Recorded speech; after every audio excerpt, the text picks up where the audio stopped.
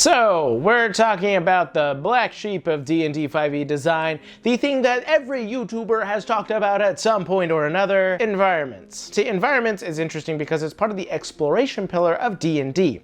And everybody knows, and it's no large secret whatsoever, that it is the pillar that is most ignored. See, D&D 5e has tons of rules for combat, some rules for social encounters, and very little rules for exploration. And so, of course, everybody has their takes on this, their fix on this, yada, yada, yada. But the thing is I have realized something important, and that is the fact that there is something I could be doing way better, and I've been thinking about it a lot in a system that I have been trying to implement in my games, and I think it honestly does a lot to make environments way worth it. And not only that, it also makes exploration not just a genuine part of D&D, but instead something that people can genuinely look forward to and actually use their skills for mechanically. And now, how do you do that? What makes environments that important? You treat environments like a social encounter. Now, I don't mean use your charisma.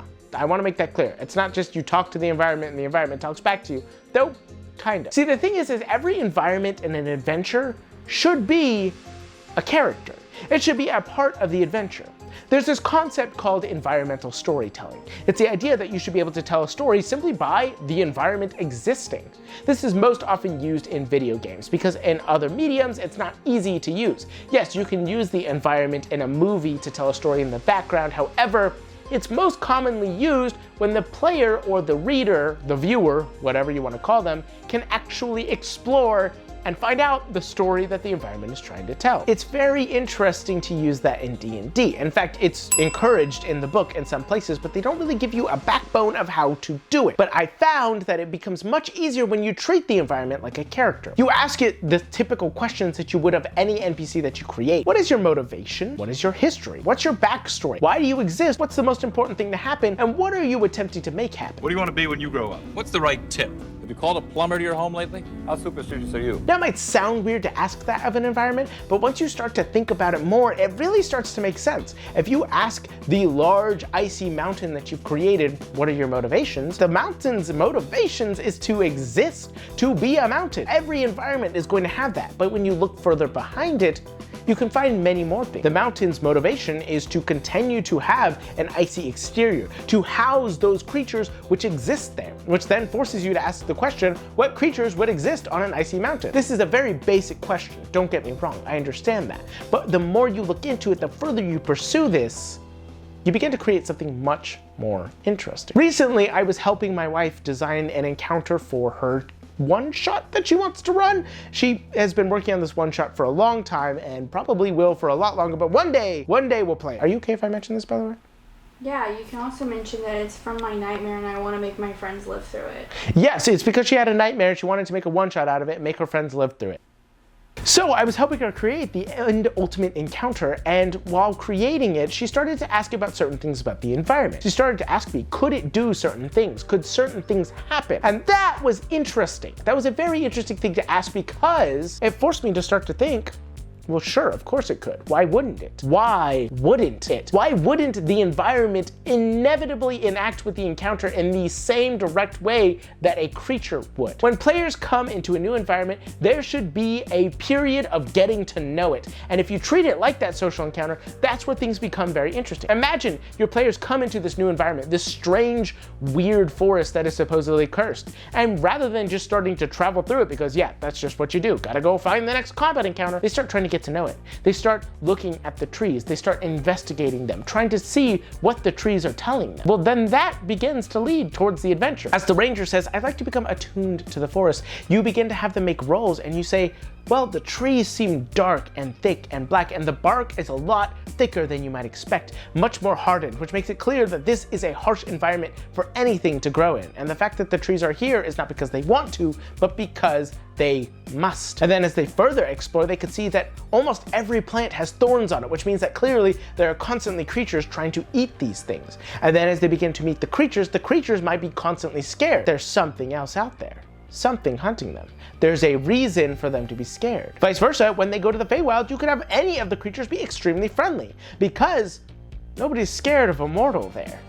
there's something else to be scared of, and it's not them. The environment can do so much more than just one NPC to tell them what's coming up in an encounter. Many times I have players and people ask me, how do you have an NPC give information without it being too metagaming? How do you make sure that the players know how dangerous an NPC is without just having the NPC say, I could kill you, I'm level 15 and you're level 4? Well, the environment can do tons to do that. Not only that, there's things that you can do which adds character to it. I was playing Baldur's Gate recently, and there's a portion of the game, and minor spoilers for Act 1, but there's a portion of the game where you go into a swamp, and the swamp is dangerous. And at one point you stumble across a camp that has a bunch of dead bodies. That's pretty much it. There's not a whole lot else going on there. But as you investigate further, you can actually find later down the river a lost teddy bear. And with that teddy bear, a note telling them that they needed to stay at the camp and keep their bear, because the mom would be back soon. This was the bear of a child who was abandoned, and eventually would go to try to find her mother and get lost, losing her bear and probably her life somewhere else. This didn't need to be in the game. This didn't tell me anything and would have been ignored had I not looked for it, had I not seen it and seen other things. Now, is there more to that encounter? Well, that's up to you to go to discover. Murderous glare of a red cap, a fey creature known for its bloodlust, greets you.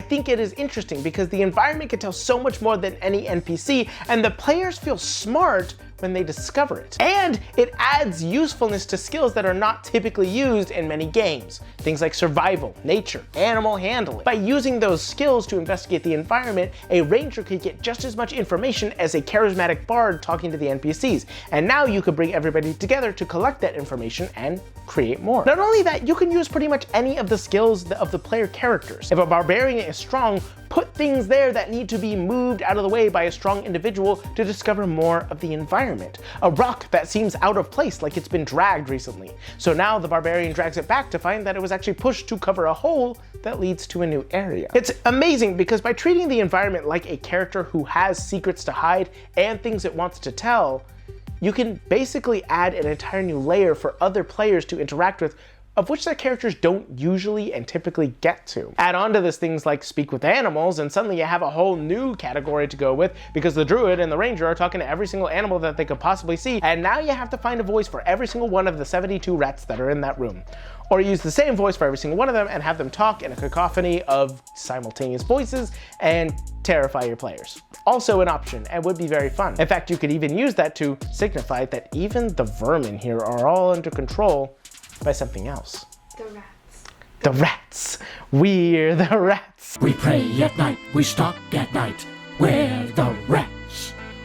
I'm the giant rat that makes all of the rules. So yeah, there's a lot you can do with environments. And so far, I'm pretty sure everything that I've explained is probably something that's occurred to everybody. It's not super unique information. However, there is one particular thing that I found that has made it much more interesting to create environments with. And that is considering how the environment is ultimately going to influence the end encounter. Most new environments in a game lead to a large, epic encounter.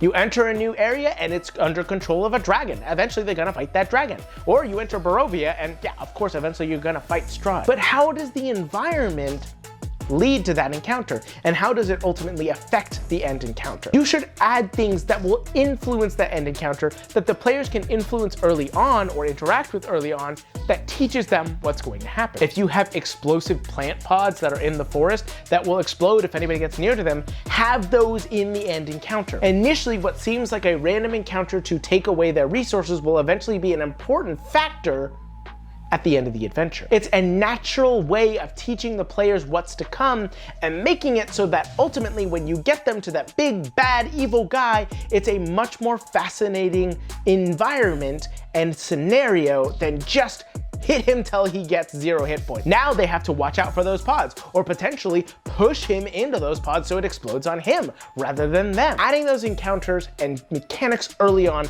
so that they're interesting, but then useful later, lets the players feel smart, lets you feel like you've actually introduced them to the things they need to know, and makes the world feel more alive. Rarely do we just meet something once and then never see it again. If I see a wasp's nest and I get stung by a wasp, I will see a wasp again in my life, and know that they are vicious little motherfuckers who I don't ever want to touch. Oh, me?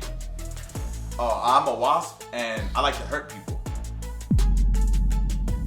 And I will kill their nest. And so it makes the world feel more alive once you've done this. And I think that is, honestly, really entertaining and fun, and makes it so that adventures could be so much more than they initially were, so long as you keep that all in mind and just have a good time. Environment storytelling is really important for games, and I think it really adds a missing piece that makes D&D feel a little more flat than most other systems. And if you can do that, I think you'll have a wonderful time at your table. So go out into the world, make sure, oh wait, no, hold on. I have to ask for the like and subscribe. Like, comment, subscribe. Like, comment, subscribe. I didn't put it in the scripts. I'm supposed to put it in the scripts, but I didn't. I'm sorry. Make sure to like and comment and subscribe and Support the channel. support the channel. Actually, you know what? Specifically comment your favorite environmental adventure where somebody died in a stupid way. Okay, thank you. Have a good day. Go out and make it your own. Go out and make it your